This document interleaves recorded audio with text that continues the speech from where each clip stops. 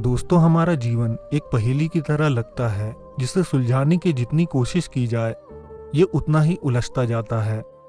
हम धरती पर जन्म लेकर अपने आसपास के वातावरण को इंद्रियों के द्वारा अनुभव करने लगते हैं।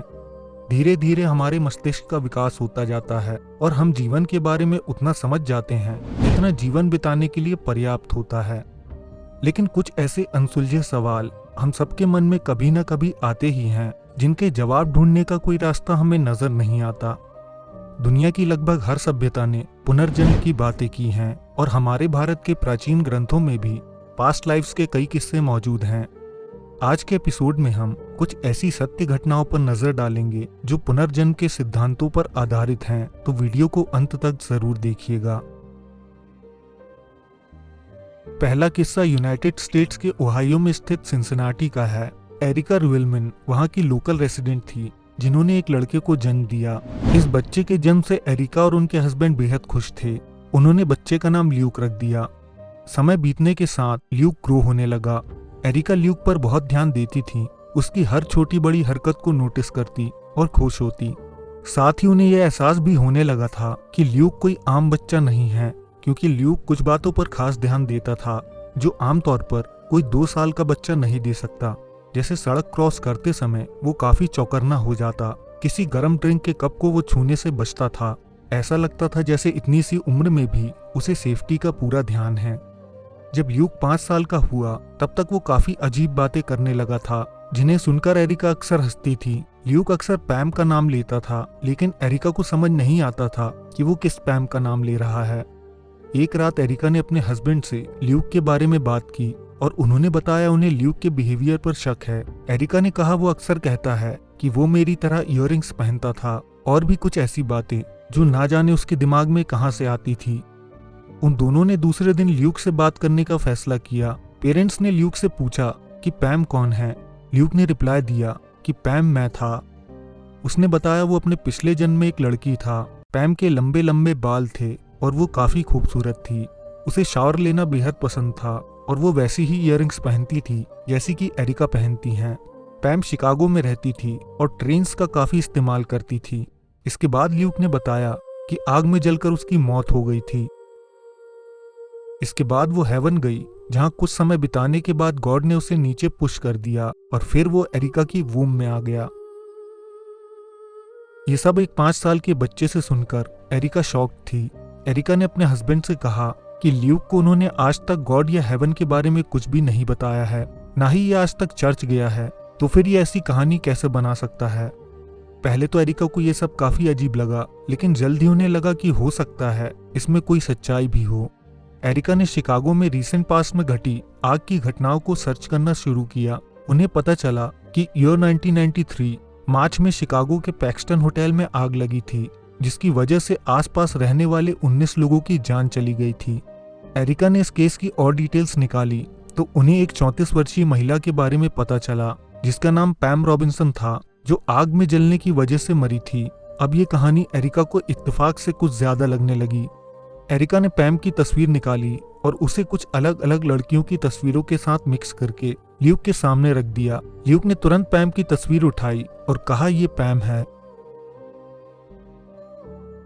अगला किस्सा भारत के एक छोटे से शहर का है जिसे इन्वेस्टिगेट करने के बाद एक फैक्ट माना गया है। ये किस्सा है स्वर्णलता का, जिनका जन्म 2 मार्च 1948 में मध्य प्रदेश के शाहपुर में हुआ। इनके पिता ML मिश्रा एक एडमिनिस्ट्रेटिव असिस्टेंट थे। जब स्वर्णलता 3 वर्ष की थी तब उनके पिता उन्हें अपने साथ एक ट्रिप में लेकर गए। सफर के दौरान वो कटनी शहर से गुजरे। तभी स्वर्णलता ने ड्राइवर से कहा कि वो गाड़ी उनके घर की तरफ मोड़ लें, जो इसी शहर में है। वो लोग बच्ची की बात को इग्नोर करके आगे बढ़ते हैं और चाय पीने के लिए एक टी शॉप पर रुकते हैं।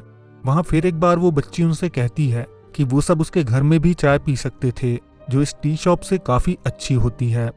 ये स्वर्णलता के मुंह से कहे गए कुछ शुरुआती स्टेटमेंट्स थे जिन पर उनके पिता ने कोई खास ध्यान नहीं दिया। समय आगे बढ़ा और स्वर्णलता 5 वर्ष की हो गईं। अब वो अपने घर में ऐसे नृत्य करती जो उन्होंने कभी सीखे भी नहीं।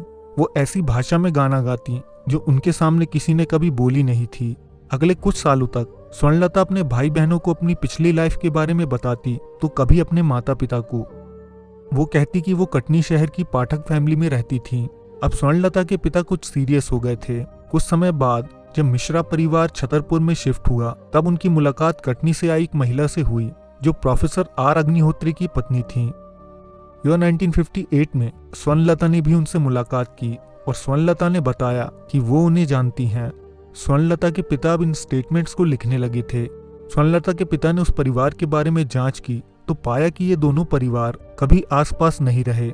वो हमेशा कम से कम 100 मील की दूरी पर थे। उनकी भाषा और एक्सेंट भी थोड़ा अलग था। अब मार्च 1959 में राजस्थान यूनिवर्सिटी के पैरासाइकोलॉजी डिपार्टमेंट से HN बनर्जी इस केस को इन्वेस्टिगेट करने छतरपुर पहुंचे। अभी तक मिश्रा और पाठक परिवार एक दूसरे से मिला नहीं था। बनर्जी ने स्वर्णलता से बातें की और उनके पास्ट के बारे में सब कुछ जानने की कोशिश की। उन्होंने ये स्टेटमेंट्स नोट किए और उनके पिता द्वारा लिखे गए रिकॉर्ड्स भी अपने साथ लेकर कटनी पहुंचे। स्वर्णलता ने अपने घर को डिस्क्राइब करते हुए बताया था, वो सफेद मकान था जिसमें 4 रूम्स थे, दरवाजे काले थे। परिवार के पास एक कार थी जो उस जमाने में बहुत ही रेयर बात थी। घर के पीछे ही गर्ल्स स्कूल था। इसके अलावा उस घर से एक रेलवे ट्रैक और लाइम फर्नेस दिखाई देता था। उन्होंने स्वर्णलता के द्वारा डिस्क्राइब किया हुआ घर ढूंढ निकाला जिसमें अब पाठक फैमिली रह रही थी। बनर्जी ने पाठक फैमिली के बारे में जब जानना शुरू किया तो वो शॉक थे। दोस्तों, दरअसल पाठक परिवार की लड़की बिया 1939 में लगभग 40 वर्ष की उम्र में मर चुकी थी और स्वर्णलता की बताई गई बातें एकदम सही साबित हो चुकी थी। जब स्वर्णलता और मिश्रा परिवार कटनी आया तब स्वर्णलता ने अपने घर को और अपने फैमिली मेंबर्स को पहचान लिया था। उसने उन लोगों को बताया कि वहाँ क्या क्या बदल चुका था। स्वर्णलता ने नीम के पेड़ के बारे में भी पूछा जो बिया के समय उस घर में मौजूद था, लेकिन बिया के जाने के बाद उसे कटवा दिया गया था। अब बिया के पति और पुत्र जब स्वर्णलता से मिलने आए तो उन्होंने स्वर्णलता का टेस्ट लिया, लेकिन 24 घंटे तक झूठ बोलने के बाद भी वो स्वर्णलता को गुमराह नहीं कर सके। वो उन्हें तुरंत पहचान गई थी। इसके बाद स्वर्णलता जब मैहर गईं तो वहां भी उन्होंने अपने प्रियजनों और उनके परिवार को अच्छी तरह पहचान लिया था, क्योंकि मैहर में बिया की शादी हुई थी। दोस्तों, एक बार बिया के भाइयों ने स्वर्णलता से कहा कि बिया के दांत टूट गए थे। स्वर्णलता ने तुरंत जवाब दिया कि उनके दांत टूटे नहीं थे, बल्कि उसमें गोल्ड फिलिंग करवाई गई थी। भाइयों को ये बात याद नहीं थी, लेकिन कंफर्म करने पर उन्हें पता चला कि ये एकदम सच है। एक बार स्वर्णलता ने मिसेस अग्निहोत्री से कहा कि बिया उनके साथ एक शादी में गई थी जहां उन्हें टॉयलेट ढूंढने में काफी दिक्कत हुई थी। मिसेस अग्निहोत्री जानती थी कि इस इंसिडेंट के बारे में सिर्फ उन्हें और बिया को पता था। ऐसी ही ना जाने कितनी डिटेल्स स्वर्णलता ने बताई थी जो एकदम सही साबित हुई। दोस्तों, हिंदू धर्म में माना जाता है कि हमारी आत्मा बार बार शरीर बदलती है और विकास क्रम में आगे बढ़ती जाती है। तब तक हमें शरीर लेने पड़ते हैं जब तक हमें मोक्ष नहीं मिल जाता। इसीलिए पास्ट लाइफ्स और रीइंकार्नेशन कोई कल्पना नहीं, बल्कि जीवन का एक सत्य है। आज के एपिसोड में बस इतना ही।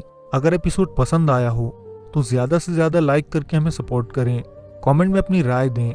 अगर आप नए हैं तो हमारे चैनल को सब्सक्राइब करके बेल आइकन दबा सकते हैं। हम जल्द आपसे एक नए एपिसोड के साथ मिलेंगे।